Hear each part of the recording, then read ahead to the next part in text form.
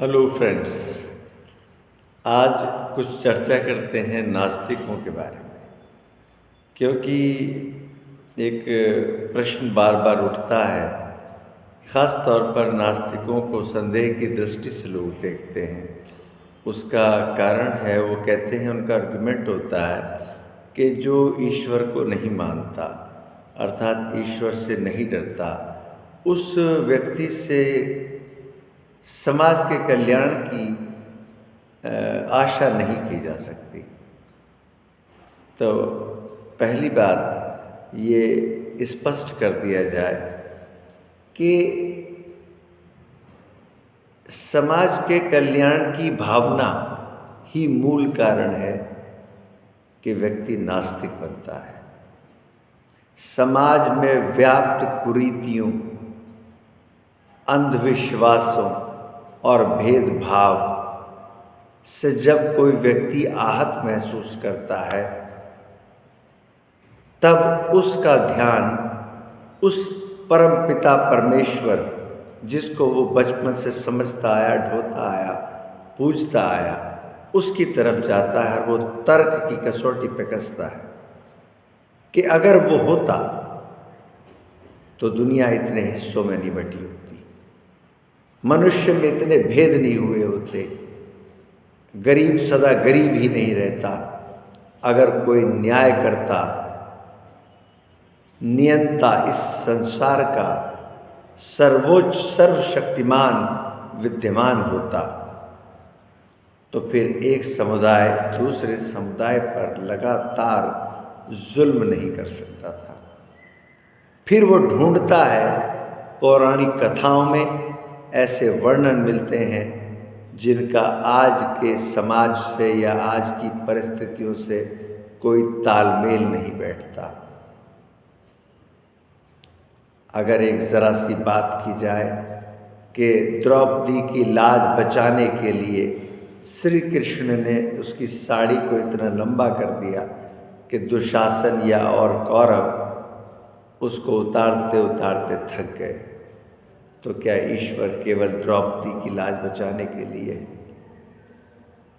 संसार में तमाम बलात्कार प्रतिदिन होते हैं, और ईश्वर के अस्तित्व के बारे में वो लड़की जिसका बलात्कार हो रहा हो और उसने आखिरी सांस तक, आखिरी क्षण तक ईश्वर को उसके रोम रोम ने पुकारा, ईश्वर मौजूद नहीं हुआ।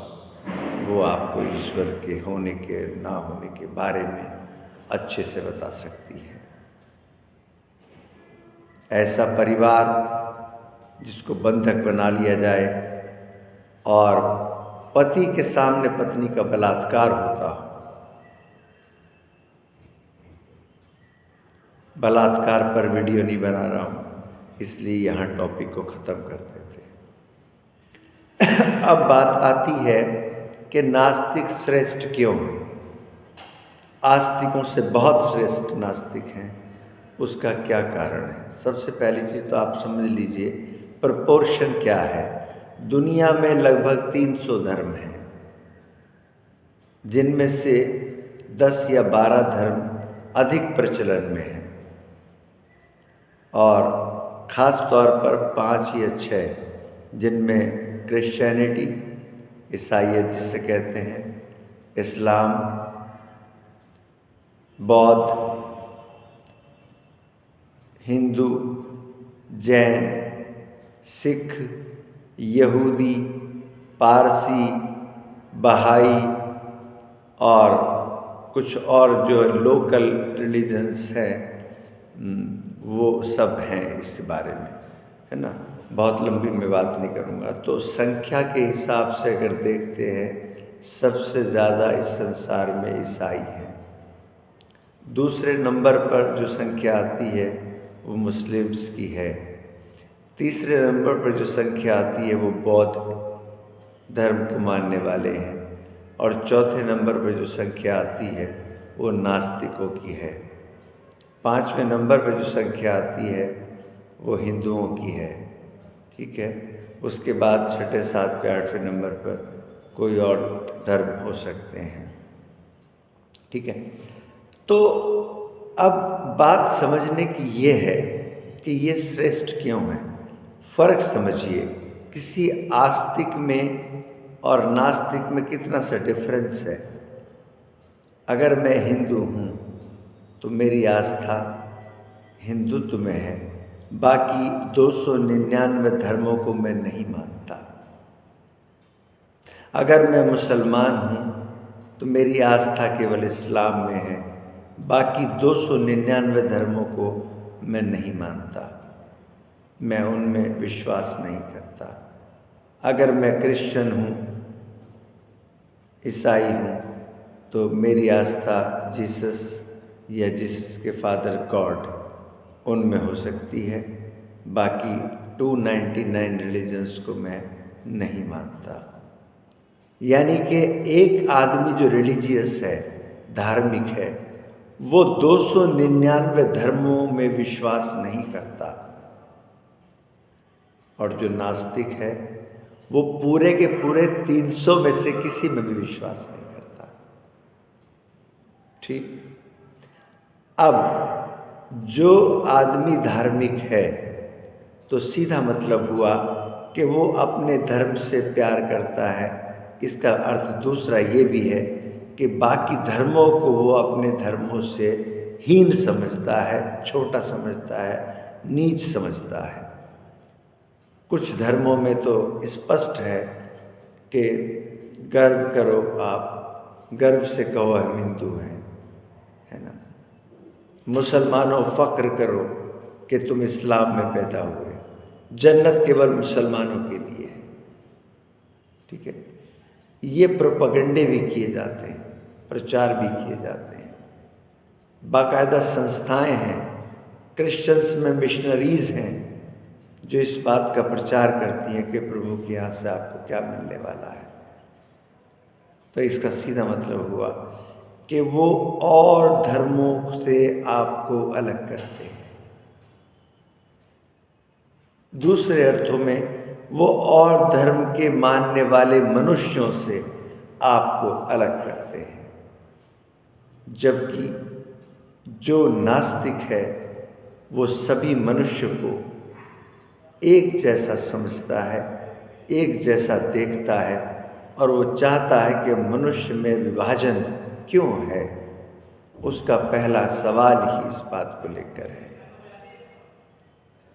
मनुष्य का विभाजन, जब मनुष्य एक ही तरह से पैदा होते हैं और एक ही तरह से मर जाते हैं, मरने के बाद उनके अंत्येष्टि, अंतिम संस्कार के दो ही तरीके हैं, या तो जला दिया जाना है या मैक्सिमम प्रथाओं में दफना जाना है, उनका दफीना होना है, उनको कब्रों में सुला दिया जाना है। ठीक है। तो ये तो हम किसी और वीडियो में बात करेंगे कि मरने के बाद क्या होता है ना। धर्मों के हिसाब, अलग अलग धर्म क्या मानते हैं, ये वीडियो किसी और दिन चलेगी। आज मैं केवल इस बारे में बात कर रहा हूँ कि नास्तिक सभी त्योहारों को मनाने को राजी हैं। वो उतना ही उल्लासित महसूस करते हैं होली में जितना उनको अच्छा लगता है ईद मनाना। अब यहाँ कुछ लोग सवाल करते हैं कि जब ये नास्तिक है, किसी को मानते ही नहीं, तो त्यौहार क्यों मनाते हैं। एग्जैक्टली त्यौहार मनाने के पीछे मानना ना मानना नहीं है, बल्कि वो चाहते हैं कि आगे बढ़कर सभी मनुष्यों को एक कोशिश की जाए कि ये एक रूपता हो, एक जैसे हो जाए, एक दूसरे के त्योहारों को मिलकर मनाएं। तो नास्तिकों के बारे में केवल ये बात करना कि वो किसी ईश्वर को नहीं मानते हैं इसलिए उनसे घृणा की जाए, हाँ ये सच्चाई है कि नास्तिक तर्क के मामले में ओशो ने भी स्पष्ट कहा है कि दुनिया का कोई भी आस्तिक तर्क के मामले में नास्तिकों से कभी नहीं जीत सकता, नेवर। क्योंकि उनके पास तथ्य होते हैं, उन्होंने चीज़ों को बहुत बारीकी से पढ़ा होता है। कोई आस्तिक होना विरासत में मिलता है, जबकि नास्तिक एक डिसीजन है। व्यक्ति खुद निर्णय करता है कि मुझे ईश्वर में विश्वास करना है या नहीं करना है। तो इसलिए अपनी सोच को बदल दीजिए। आस्तिक पाप कर सकता है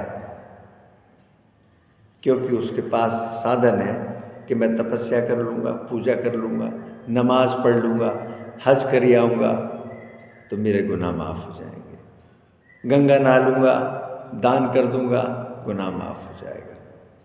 लेकिन नास्तिक के पास ऐसा कोई विकल्प नहीं है, इसलिए वो पाप से बचता है, वो पाप नहीं करता है, क्योंकि वो पापों की वजह से क्रुद्ध होकर, गुस्सा होकर, और उसके मन को ठेस लगती है जब वो लोगों को पाप करते देखता है, तब वो नास्तिकता का रास्ता अख्तियार करता है। दूसरी बात, वो लोभ और लालच से संचालित नहीं होता।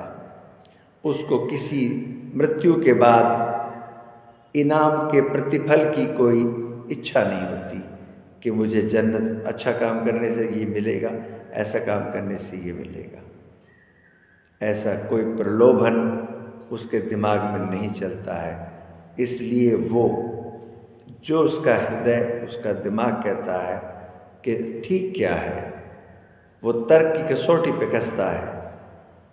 बहुत हद तक हम बुद्धिज़्म को मानते हैं कि ये एक तरह के नास्तिक विचारधारा थी। ठीक है, वीडियो बहुत लंबी हो रही है और आगे की बात किसी और दिन। धन्यवाद। जय हिंद, जय भीम, जय भारत।